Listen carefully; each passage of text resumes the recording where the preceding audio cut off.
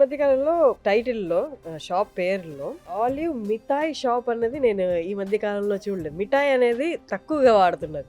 పూర్వం అంటే 80s 70s 90s వరకు మిఠాయి అనేది కంపల్సరీ ఉండేది షాప్ లో, స్వీట్ షాప్ పేర్లు. ఇప్పుడు అనేది మీ దగ్గరే ఉంది. ఇంకా చిన్న చిన్న దగ్గర ఎక్కడో చూసాను అంతేగాని మేజర్ పెద్ద పెద్ద షాప్ అన్నిట్లో మిఠాయి అనేది లేదు. బందర్ మిఠాయి అని ఒక పేరు ఉండేది.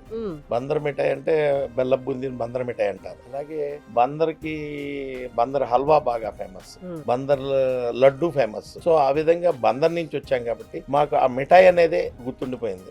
అందుకని మేము కూడా ఆలివ్ మిఠాయి అని పేరు పెట్టాము. ఆలివ్ అని ఎందుకు పెట్టారు సార్? సహజంగా నేను వచ్చి ప్రకృతి ప్రేమికుడిని. సో గ్రీన్ కి ఆల్టర్నేటివ్ పదం ఏముందా అని నెట్ లో ఎతికితే ఆలివ్ అని వచ్చింది. సో ఆలివ్ అని కానీ ఆలివ్ పెట్టేశాను పేరు. కాకపోతే నాకు తర్వాత తెలిసింది ఏంటంటే ఆలివ్ అనేది ఇట్స్ ఎవర్ గ్రీన్ ట్రీ అంట. ఇట్స్ ఎవర్ గ్రీన్ ట్రీ, ఎప్పుడు ఆకులు పచ్చగా ఉంటాయంట. అలాగే 100కి పైగా ఔషధ ప్రయోజనాలు ఉన్నటువంటి చెట్టు అది.